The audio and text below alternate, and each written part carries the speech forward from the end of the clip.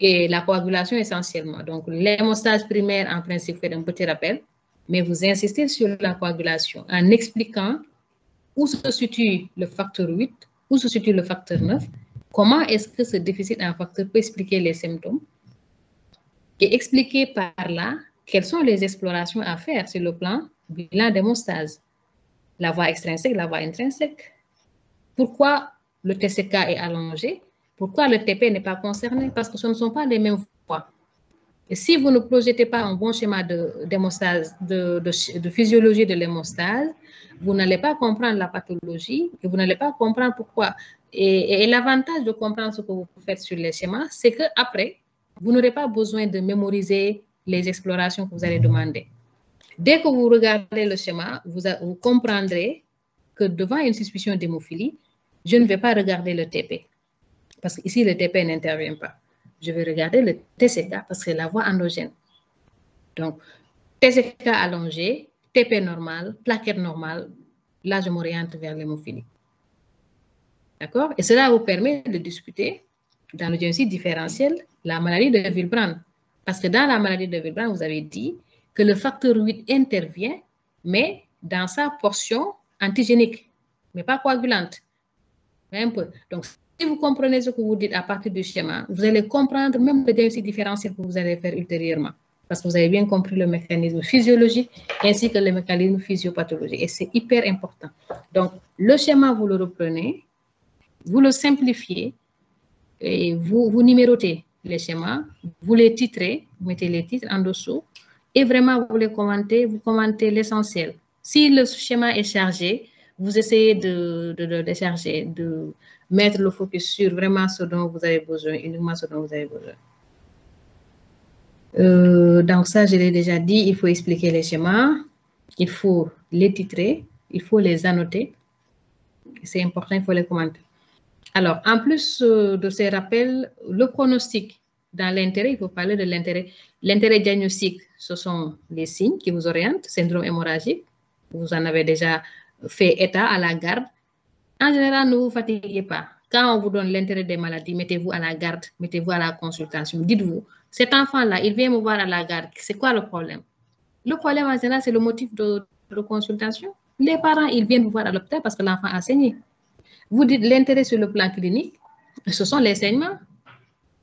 Les saignements, vous, comment est-ce que vous allez les diagnostiquer? Mais vous examinez d'abord.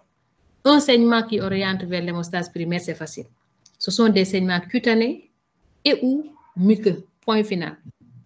Des saignements en rapport avec la coagulation, ce sont des saignements massifs. Ça, vous recevez l'enfant. Cliniquement, déjà, vous faites la différence. Échymose, épistaxis, gingivorragie, je m'oriente vers hémostase primaire. Saignement en masse, on vous dit point d'injection suite à une vaccination. Le saignement, il est là depuis 2 heures de temps, depuis 3 heures, etc. Je m'oriente vers la coagulation. Et maintenant, je prends mon algorithme d'hémostase et je vérifie quel est le facteur que je devrais doser.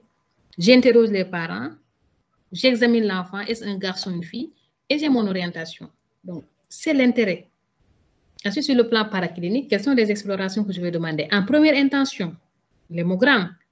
Si je fais l'hémogramme et je trouve une thrombopénie, je dis attention, pourquoi l'enfant a une thrombopénie? Donc, je ne peux plus évoquer une hémophilie parce que là, il y a une thrombopénie. Mais si l'enfant a un taux de plaquettes normal, un taux d'hémoglobine quasi normal, même s'il y a un petit retentissement, il n'a rien de pathologie sur le plan hémogramme. Je dis, ah, c'est très probablement une hémophilie. Qu'est-ce que je vais demander? Je vais explorer la voie endogène. Je vais demander mon TP. Bon, par mesure de prudence, vous demandez les deux, TP, TCK. Mais le TCK, c'est ce qu'on attend, un allongement du TCK. Le TP, il est normal. Donc, si vous faites le bilan, première exploration, hémogramme, deuxième, TP, TCK, et la troisième, si le TCK est allongé, vous dites attention, c'est la voie endogène. Donc, la voie endogène, lorsqu'elle est endommagée ou bien en jeu, c'est ce que je vais doser. Facteur 8, facteur 9. Et vous attendez vos résultats. Facteur 8 effondré ou ABC, hémophilie A. Facteur 9 ABC, hémophilie B, point. Et vous faites votre prise en charge. Donc, vous avez parlé de l'intérêt diagnostique. Sur le plan clinique, c'est l'hémorragie. Sur le plan paraclinique, c'est l'exploration de l'hémostase. Et sur le plan thérapeutique, c'est là-bas qu'on vous attend. Parce que le malade, encore une fois, quand il vient vous voir en tant que pédiatre, Il n'a pas besoin de trop de théorie. Votre malade a ceci, parce que. Le jour où il vient vous voir, il a besoin d'une seule chose, que son enfant soit soulagé. En urgence, vous dites, voilà ce qu'il faut faire. S'il y a des gestes dangereux, vous dites, voilà ce qu'il faut éviter. Maintenant, après avoir levé l'urgence et confirmé vos diagnostics, vous revenez maintenant pour informer les parents, pour leur dire, voilà, ceci est dû à cela, il faut éviter ceci, il faut éviter cela, vous donnez des conseils, vous expliquez la maladie. Et tout ceci dans un cadre multidisciplinaire. Encore une fois. Déjà, nous, pédiatres, nous les voyons aux urgences, mais après, ce sont les biologistes qui vont nous confirmer le diagnostic. Hein? S'il n'y a pas de biologiste, on n'avance pas.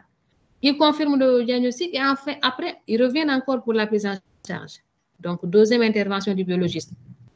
Si l'enfant fait une complication orthopédique, c'est l'orthopédiste qui fait la prise en charge. S'il fait des séquelles avec des rétractions, on peut aller jusqu'à la chirurgie. Un peu. Donc, si les parents ou l'enfant présentent des aspects sociaux ou bien des aspects psychologiques, etc., vous faites appel aux travailleurs sociaux, soit les psychologues, soit les sociologues, soit les travailleurs sociaux du genre service social. Donc, cette prise en charge multidisciplinaire et les radiologues également. Lorsque vous avez des hémarthroses, vous faites les radiographies osseuses, vous faites l'échographie pour vérifier s'il n'y a pas de séquelles. Si vous suspectez des hémorragies internes, vous faites l'échographie soit abdominale, soit transcrânienne pour voir s'il n'y a pas une hémorragie intraventriculaire. Donc, l'approche est vraiment multidisciplinaire, ça il faut le dire dans la partie intérêt. Le pronostic, je l'ai dit tout à l'heure, l'hémophilie peut engager doublement le pronostic. Le premier pronostic, c'est le pronostic vital, lié à l'abondance du saignement. D'accord? Donc, saignement massif sur un temps record, risque de choc hémorragique. Donc là, c'est le pronostic vital.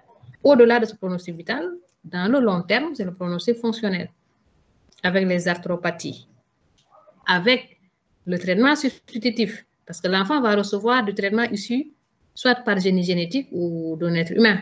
Et donc, il va développer les complications des thérapies transfusionnelles.